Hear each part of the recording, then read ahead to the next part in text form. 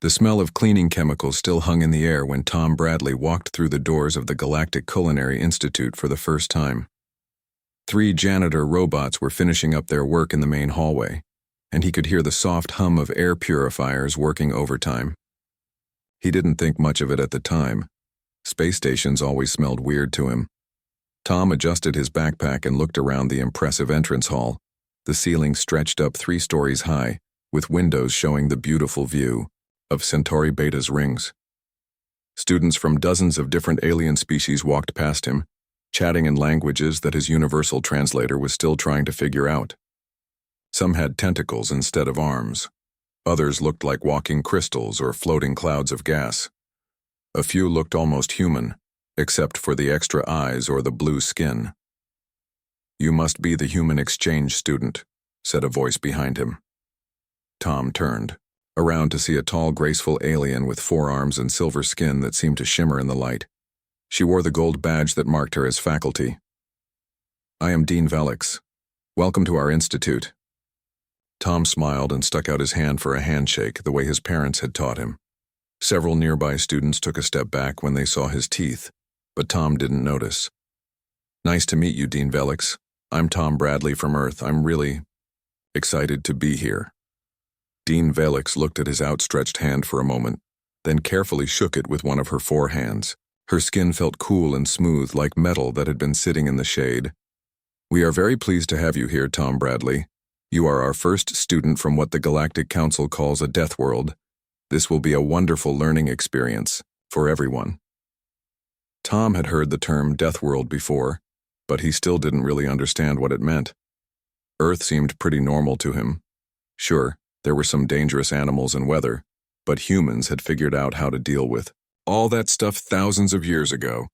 He figured it was just one of those bureaucratic labels that governments like to use. "I brought some basic cooking supplies from home," Tom said, patting his backpack. "My mom packed some spices and seasonings. She said I should share our family recipes with everyone." Dean Velix's expression was hard to read since her face didn't move quite like a human face did, but Tom thought she looked pleased. "How wonderful. Food is one of the best ways for different species to understand each other's cultures. I'm sure your classmates will be very interested to learn about human cuisine." She led him through the halls of the institute, pointing out different classrooms and laboratories. The building was huge, with specialized kitchens for species that breathed different gases, cooked at different temperatures, or had completely different ideas about what counted as food. Tom saw one kitchen that was filled with what looked like mud, and another that was so cold his breath came out in puffs of steam. "Your dormitory is in Section C," Dean Velix explained as they walked. "You'll be sharing a room with a silicoid student named Rex. His species is very friendly and curious about other cultures. I think you'll get along well." They stopped at a door marked C47. Inside, Tom found a simple but comfortable room with 2 beds, 2 desks, and a small kitchenette. One side of the room was already occupied with strange geometric decorations on the walls and what looked like a collection of colored rocks on the desk. "Rex is probably in the library," Dean Velix said. "He spends most of his time studying. Your classes begin tomorrow morning with Professor Yila's Introduction to Galactic Cuisine.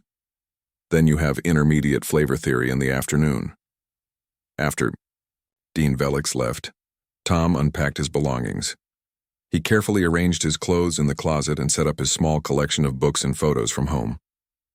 Then he opened his backpack and pulled out the plastic containers his mother had packed for him.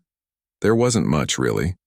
Just the basic spices that every human kitchen had: salt, black pepper, garlic powder, onion flakes, oregano, paprika, and a small jar of what his mother called mild chili powder. She grew the peppers herself in their backyard garden and dried them every fall. Tom had been eating food seasoned with these peppers since he was a toddler. His little sister put the chili powder on her scrambled eggs every morning. He lined up the containers on his shelf next to a framed photo of his family. The spices looked so normal and innocent sitting there. Just little plastic jars with handwritten labels in his mother's neat handwriting. "Mild chili, for beginners," one of them read. His mom had always been thoughtful like that. Tom's stomach rumbled, reminding him that he hadn't eaten since breakfast. The cafeteria would be serving dinner soon, and he was curious to try alien food for the first time. He'd read that most galactic species had very refined tastes and considered themselves experts in subtle flavors. It would be interesting to see how their cooking compared to the hearty, simple meals his family enjoyed back home. As he headed toward the door, Tom glanced back at his spice collection one more time. Tomorrow he would show his new classmates how humans cooked. Maybe he'd make scrambled eggs, which was one of the first things he'd learned to cook as a kid. He'd use just a tiny bit of the mild chili powder to give the eggs a little warmth and flavor. Nothing too exciting or exotic, just good basic human food. Tom had no idea that those innocent-looking jars contained substances that most of the galaxy considered more dangerous than industrial chemicals. He didn't know that his mild chili powder contained compounds that could clear out entire buildings, or that his basic black pepper was classified as a biochemical irritant by 47 different species.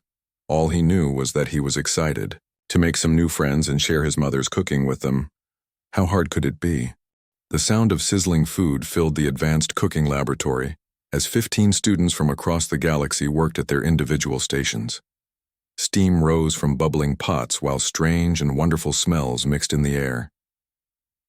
Professor Yila moved between the stations like a gentle breeze, her moss-green skin glowing softly as she offered advice and encouragement to her students. Tom stood at his assigned station, looking at the collection of ingredients he'd gathered from the Institute's food storage.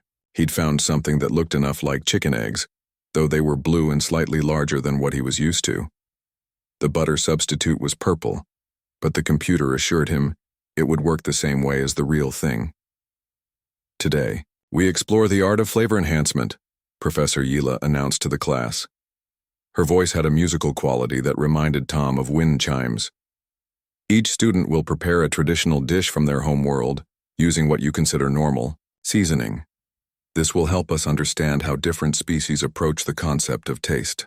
At the station next to Tom, a student named Pip was carefully measuring tiny amounts of what looked like glittery dust on a precision scale. Pip had 6 eyes arranged around his round head, and all of them were focused intently on his work. He was making something that looked like soup, adding exactly 3 granules of seasoning and stirring it precisely 17 times. On Tom's other side, Nova was preparing what appeared to be a salad made from plants that glowed with their own inner light. She moved with the slow, careful movements of her species, measuring her seasonings in amounts so small that Tom couldn't even see them. Her skin changed from pale yellow to light green as she worked, which Tom had learned meant she was concentrating hard. Tom cracked 4 of the blue eggs into a bowl and started whisking them with a fork. The technique was exactly the same as it would be on Earth, even if the eggs were a different color. He added a splash of the purple butter substitute and continued mixing. "What are you preparing, friend Tom?" Pip asked, his 6 eyes blinking in sequence as he watched Tom work. "Just scrambled eggs," Tom replied cheerfully. "Nothing fancy. I thought I'd keep it simple for my first day." He reached into his cooking kit and pulled out his spice containers. The other students at nearby stations had stopped their work and were watching with interest. Tom didn't notice their attention as he opened the salt container and added a small pinch to his eggs. Then came a light sprinkle of black pepper. "Those are interesting seasonings," Nova commented, her skin shifting to a pale orange color that Tom was learning meant curiosity. "They have such strong scents," Tom laughed. "Strong? These are the mildest things I brought. Wait until you see what real seasoning looks like." He reached for the container labeled mild chili for beginners and twisted off the lid. The moment the container opened, the reaction in the classroom was immediate and dramatic. Pip's 6 eyes began watering all at once, and he made a sound that the universal translator couldn't interpret, just marking it as distress noise. Nova's skin flashed from orange to deep purple so fast it looked like a strobe light, and she stumbled backward from her station. The crystalline student Rex, who had been quietly working on some kind of mineral-based dish, began making a high-pitched ringing sound that hurt Tom's ears. "By the 7 suns," gasped a student from across the room. "What is that substance?" Tom looked around in confusion as students began backing away from their stations. Several of them were covering their breathing apparatus with cloth or activating emergency filters. A group of ethereal beings who looked like walking clouds simply faded out of existence, presumably teleporting to safety. "Tom Bradley," Professor Yila called from the front of the classroom, her musical voice now tight with concern. "Please seal that container immediately." "But I haven't even used any yet," Tom protested, holding up the jar of chili powder. "I was just going to add a tiny pinch. This stuff is so mild that human kids eat it for breakfast." Professor Yila was moving toward the emergency controls on the wall, her moss-like hair standing straight up in alarm. "Tom, please, close the container and step away from your cooking station." Tom looked at the innocent jar of reddish-brown powder in his hand. It was the same chili powder his mother had been making for years, ground from peppers that were considered laughably mild by human standards. His grandmother used to joke that they were barely spicier than bell peppers. His baby nephew had been eating food seasoned with this powder since he was 6 months old. The emergency ventilation system kicked in with a loud whoosh, and Tom could feel the air being rapidly cycled out of the room. Several more students had left their stations and were gathered near the exit doors. A few were openly staring at Tom with what he was pretty sure was fear, though it was hard to tell with all the different facial structures. "I'm sorry," Tom said, quickly screwing the lid back onto the container. "I had no idea it would affect everyone like this. Should I put it away?"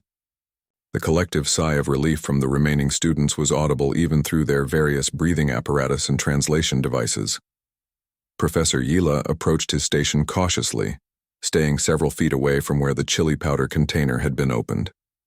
"Tom," she said gently, "perhaps you could tell us about this seasoning. What do humans call it?" "Mild chili powder," Tom replied, tucking the container safely back into his kit. "It's made from peppers that barely register on our heat scale. Most humans would consider this stuff pretty bland. I probably should have brought something with more kick to really show off human cooking." There was a moment of stunned silence in the classroom. "More kick?" whispered Nova, her skin cycling through several different colors that Tom couldn't identify. "Oh yeah," Tom said enthusiastically, completely missing the look of horror that passed between his classmates. "This is maybe a 2 out of 10 for heat level. My dad grows peppers that are probably 8 or 9 out of 10, and some of my friends back home eat stuff that's completely off the scale.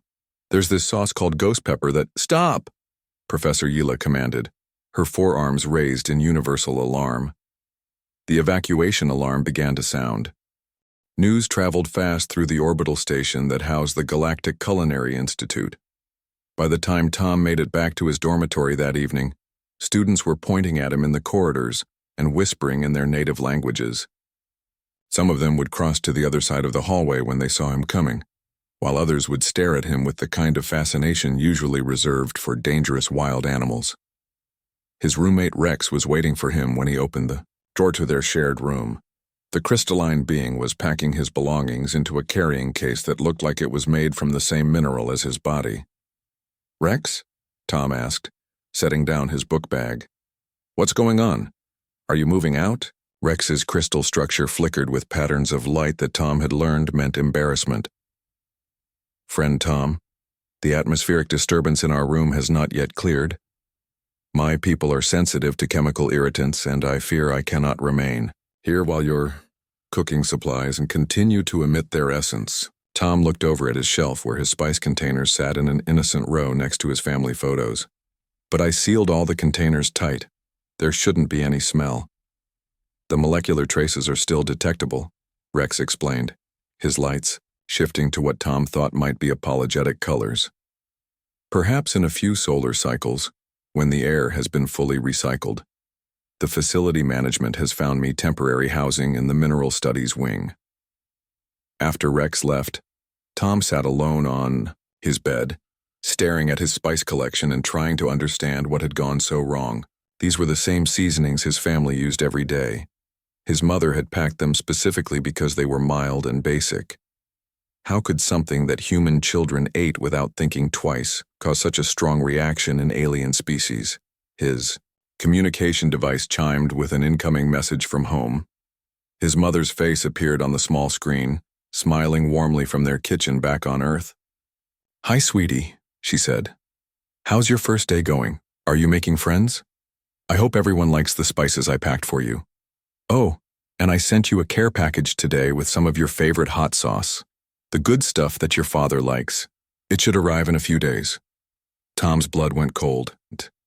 If his mild chili powder had cleared out a classroom, what would happen when a package containing Volcano brand ghost pepper sauce, warning, not for amateur use, arrived at the Institute's mail facility? Before he could respond to his mother's message, his door chimed. Tom opened it to find Dean Velix standing in the hallway, along with two other faculty members he didn't recognize. All three of them were wearing breathing filters and staying several feet away from his doorway. "Tom Bradley," Dean Velix said, her voice slightly muffled by the filter. "We need to discuss what happened in class today. May we come in?" "Sure," Tom said, stepping back. "But maybe we should talk in the hallway. My roommate had to move out because he said there were still chemical traces in the air." The three faculty members exchanged glances that Tom was learning to recognize as alien expressions of concern. "Tom," Dean Velix continued, "I've spent the afternoon researching human dietary habits and consulting with our xenobiology department. Did you know that the compound that gives your mild spice its heat is classified as a Class 7 biochemical irritant by the Galactic Safety Commission?" "Class 7? Tom asked. "What's Class 1? "Substances that can dissolve starship hulls," replied one of the other faculty members, a tall, thin being with purple skin and no visible mouth. Her words came through a small device attached to her throat. Tom felt like someone had dropped a heavy weight in his stomach. "Are you saying my mom's chili powder is basically acid?" "Not exactly," Dean Velix said carefully. "But to most galactic species, yes, it might as well be. The concentration of capsaicin in your container is high enough to cause respiratory distress, chemical burns to sensitive tissues, and in some cases, complete system shock. But humans eat it for fun," Tom protested weakly. "Yes," said the third faculty member, a squat, furry being with large eyes. "That's exactly what makes it so terrifying." Tom slumped against his doorframe. "So I can't cook anything? I can't use any of the spices from home?" Dean Velix's expression softened, though it was hard to tell through the breathing filter. "We don't want to exclude you from the program, Tom. Your presence here represents an important cultural exchange between Earth and the galactic community, but we need to find a way to make this work safely for everyone involved." "What if I just use really, really small amounts?" Tom suggested hopefully. "Like tiny pinches?" The furry faculty member consulted a tablet device. "Tom, according to our analysis, the amount you were planning to use today would have been equivalent to exposing the class to military-grade crowd control agents. A tiny pinch would still be enough to hospitalize several species." Tom's communication device chimed again. This time it was an automatic notification from the Institute's mail system. "Package delivery scheduled for tomorrow morning. Contents: hot sauce variety pack. Sender: Bradley Family, Earth." The three faculty members read the notification over his shoulder. Dean Velix made a sound that the universal translator marked as distressed whimpering. "Tom," she said carefully, "exactly how hot is this hot sauce compared to your chili powder?" Tom thought about the collection his father kept in their garage. In a specially ventilated cabinet with warning labels, he thought about the sauce that came with rubber gloves and a liability waiver. He thought about his uncle who had once eaten a single drop on a dare and spent the next hour crying and drinking milk. "Well," he said slowly, "the chili powder is kind of like starter-level human food. The hot sauce is more like intermediate level." The evacuation alarm began blaring throughout the station. 2 hours later, Tom found himself sitting in the Institute's emergency conference room, facing a panel of administrators, safety officers, and what appeared to be a representative from the Galactic Health Department. Through the reinforced window he could see hazmat teams working around the mail facility, apparently trying to contain his mother's care package before it could be opened. "Mr. Bradley," said the health department representative, a being that looked like a cross between an octopus and a flower, "we need you to understand the gravity of this situation. What your species considers normal food could potentially be classified as biological warfare under galactic law. The emergency lights cast everything in an eerie red glow as students filed into the station's main assembly hall. Tom had never seen so many different species in one place looking equally terrified. Tentacled beings wrapped their appendages around themselves protectively, while crystalline students dimmed their internal lights to almost nothing. Even the gaseous species seemed to be condensing into tighter, more defensive formations. Tom sat in the designated hazardous species section, which was basically a quarantine area surrounded by a transparent barrier. He could see his fellow students through the walls, but they might as well have been on different planets. Some of the younger students were making what their translators labeled as distress calls to parental units, while others seemed to be praying in their various native traditions. Dean Valix stood at the front of the assembly hall, wearing a full environmental suit that made her look like she was preparing to explore a toxic planet. Her voice came through the intercom system with the slight electronic distortion that made everything sound more dramatic than it should have been. "Students and faculty," she began, "we are dealing with what our safety department has classified as a Level 9 biochemical emergency. For those of you unfamiliar with our classification system, Level 9 is typically reserved for accidents involving antimatter containment failures or exposure to substances that can alter the basic chemistry of living tissue." A wave of worried murmurs spread through the assembly hall in dozens of different languages. Tom sank lower in his chair, wishing he could disappear entirely. "The source of our current crisis," Dean Velix continued, "is a package that arrived this morning in our mail facility. According to our hazmat team, this package contains multiple containers of what the sender describes as hot sauce variety, pack, the good stuff. Our preliminary scans indicate that these substances contain concentrations of capsaicin and other irritant compounds that exceed safe exposure limits by factors ranging from 1,000 to 50,000. Tom heard several students make sounds that didn't need translation to understand. Pure, undiluted terror sounded pretty much the same, regardless of what species was experiencing it. Professor Yila, speaking from what Tom assumed was a safe bunker somewhere else on the station, addressed him directly through the intercom. "Human Tom, when you described your family's seasonings yesterday as mild, what exactly were you comparing them to?" Tom's voice cracked a little when he answered. "Just normal human food, I guess. The stuff my family eats every day. And this new material, this hot sauce, where does it fall on your family's scale of spiciness?" Tom thought carefully about how to answer. His mother had sent him what she considered medium-level hot sauce, the kind of thing his father put on eggs and hamburgers. It wasn't even close to the really intense stuff they kept locked in the garage. "Maybe 5 or 6 out of 10. The assembly hall fell completely silent except for the hum of the air recycling systems working overtime. A small voice from the student section broke the silence. It was Pip, his 6 eyes wide with what Tom now recognized as existential horror. "Friend Tom," he asked through his translator, "what does your species consider truly spicy food?" Tom felt every eye, optical sensor, and electromagnetic detection organ in the room focus on him. He thought about his father's collection of serious hot sauces, the ones with names like Liquid Pain and Reaper's Revenge, and The Final Answer. He thought about the annual chili pepper eating contest in his hometown, where grown adults would sign legal waivers before participating. He thought about his college roommate who kept Carolina Reapers in the freezer and would eat them whole, just to impress girls. "Well," he said carefully, "there are these things called Carolina Reapers that measure over 2 million Scoville units, and some people grow them in their gardens just for fun. But that's not even the really hot stuff anymore. There are new varieties coming out all the time that are even stronger. And then there are the extract sauces that are basically pure capsaicin, and some people collect those like fine wine." The station's emergency evacuation alarm started blaring.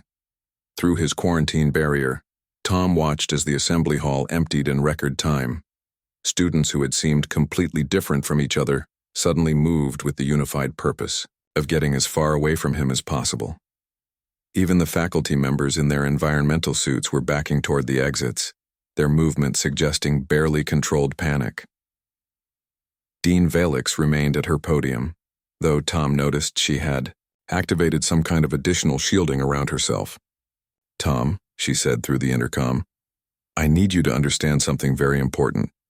What you just described, those Carolina Reapers and extract sauces, according to our database, substances with those concentrations of capsaicin are used by 17 different species as non-lethal weapons. They're deployed by military forces to control riots and disable enemy combatants. But humans eat them for fun," Tom repeated, his voice barely a whisper. "Yes," Dean Velix replied. "That's exactly why we have a problem." 6 hours later, Tom found himself in what the station called a diplomatic isolation suite, which was basically a very nice prison cell with reinforced windows and its own air supply. Representatives from a dozen different galactic governments were video conferencing in from safe distances, trying to figure out what to do with him.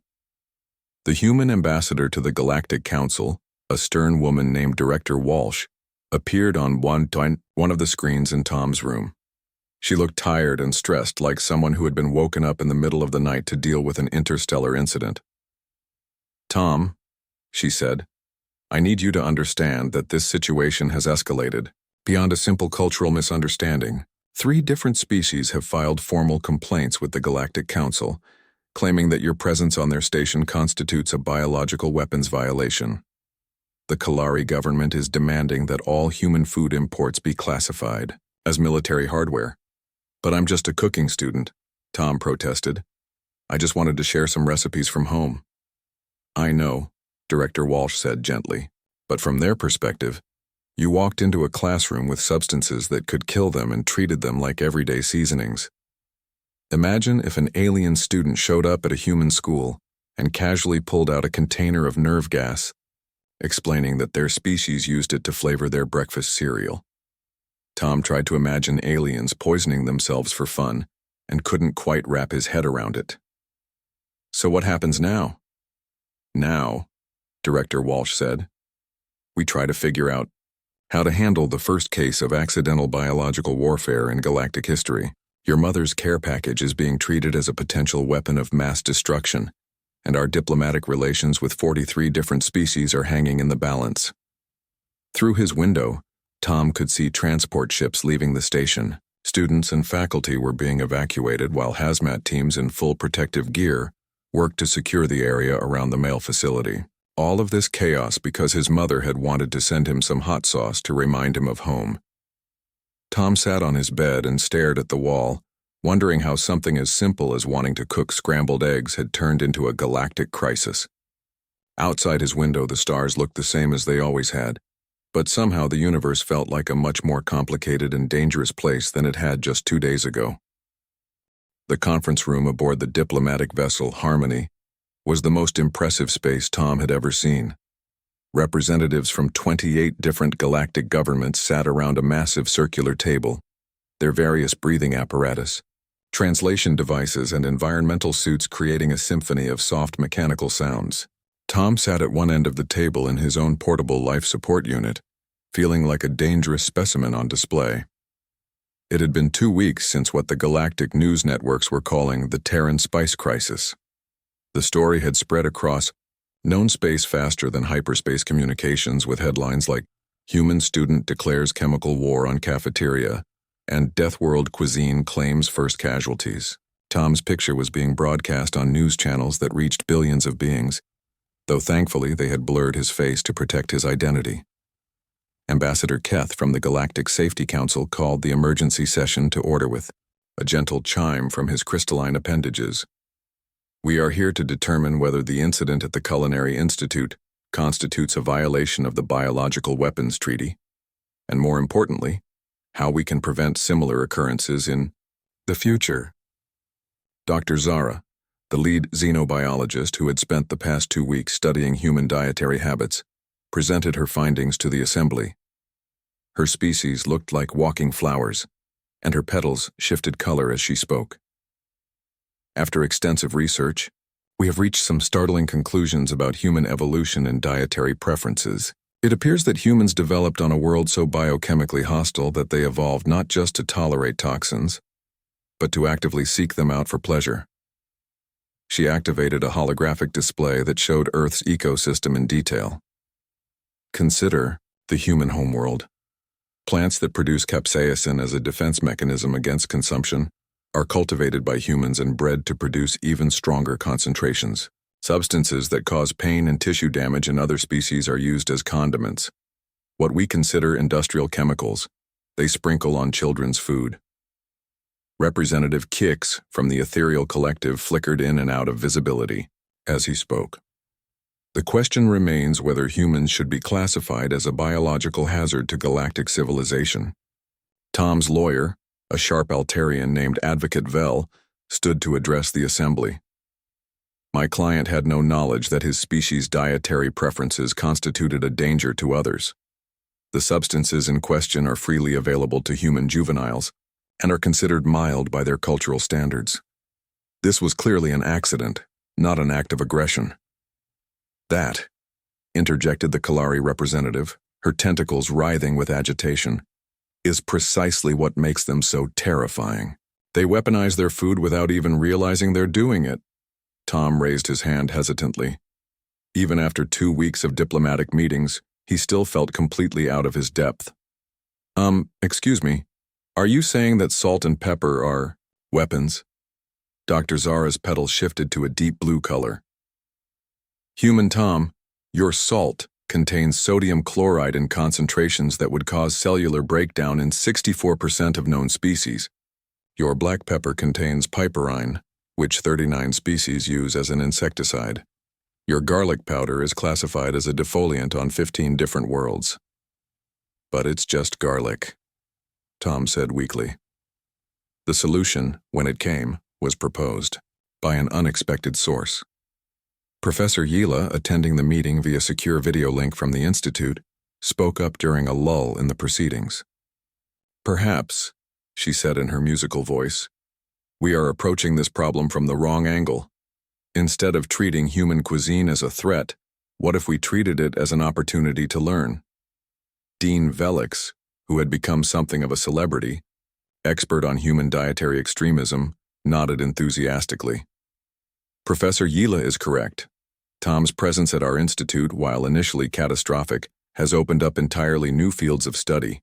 We could establish a specialized research facility to document and study human food culture under controlled conditions. Ambassador Keth's crystals chimed thoughtfully. You're suggesting we treat this as a scientific endeavor rather than a security threat?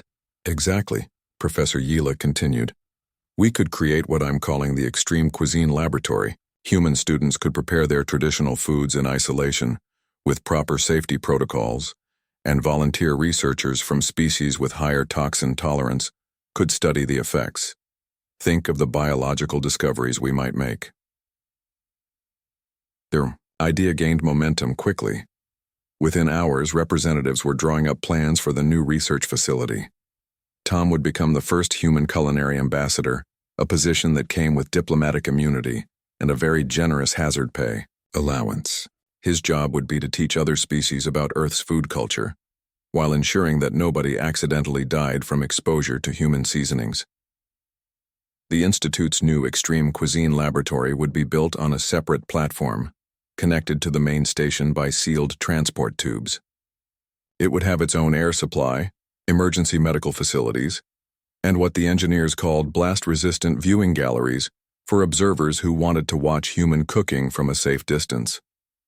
Tom's mother's care package, which had been sitting in a hazmat containment facility for 2 weeks, would finally be opened under laboratory conditions. The contents would be cataloged, analyzed, and studied by xenobiologists from across the galaxy. Several universities had already offered to fund research positions just to study what one report called the beverages of mass destruction that humans call hot sauce. 6 months later, Tom stood in his state-of-the-art laboratory kitchen, preparing what had become the most popular educational program in galactic broadcasting history. Cooking with Humans was watched by over 3 billion beings across known space, all eager to see the bizarre ritual of a species that poisoned itself for entertainment. Today we're making what humans call mild salsa, Tom announced to the cameras while his audience watched from behind reinforced barriers. This recipe uses ingredients that my grandmother considered suitable for small children, including tomatoes, onions, and what we call jalapeno peppers. In the observation gallery, students and faculty from dozens of species watched in fascination and horror as Tom casually handled substances that their governments classified as controlled materials. Several species had developed new types of protective equipment just to observe his classes, and the Institute's emergency medical facility had been expanded to accommodate the occasional observer who got too close to the action. Tom's mother had become something of a celebrity on Earth.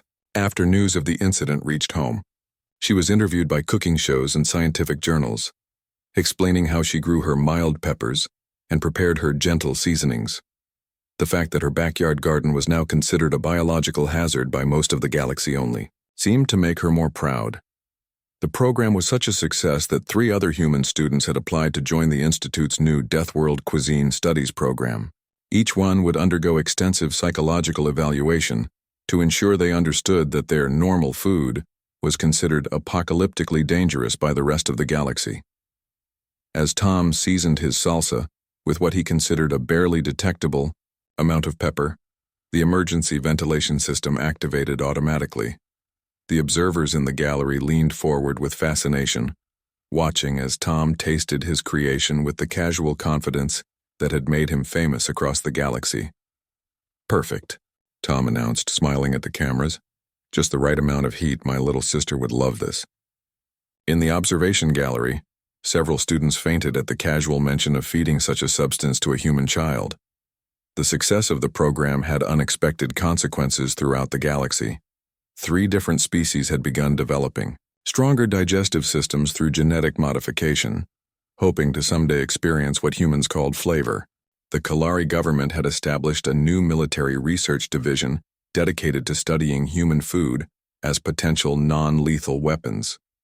And on 17 different worlds, the phrase human mild had entered common usage as a way to describe something that was far more dangerous than it appeared. Tom's graduation ceremony was held via holographic projection, with him standing alone in his laboratory while thousands of beings watched from safe distances across the galaxy. Dean Velix presented his diploma through a robotic arm while maintaining her position in a bunker 3 kilometers away. "Tom Bradley," she announced, "you have earned the degree of Master of Interspecies Culinary Safety with highest honors. Your thesis, Why My Species Puts Poison in Food and Lives to Tell About It, will be required reading at diplomatic academies throughout known space." As Tom accepted his diploma, he looked out at the cameras that were broadcasting his ceremony to billions of viewers. He thought about how far he had come from that first day when he had simply wanted to make scrambled eggs for his classmates. Now he was a diplomat, a teacher, and apparently an expert in what the galaxy considered weapons of mass digestion. His mother's voice came through his personal communicator, broadcast from Earth where his family was watching the ceremony. "We're so proud of you, honey. And I'm sending you another care package to celebrate. I found some ghost peppers at the farmer's market that looked really mild." The evacuation alarm began sounding across 3 star systems. Tom smiled and waved at the cameras, completely oblivious to the panic he had just caused. Somewhere in the archives of the Galactic Library, a new entry was being added to the official record. Note for future reference: when dealing with humans and their food, always assume the worst-case scenario, then multiply by 10. If a human describes something as mild, evacuate the planet. The story of Tom Bradley and his innocent spice collection had become a legend that would be told for generations. Parents across the galaxy would use it to teach their children about the dangers of making assumptions about alien cultures.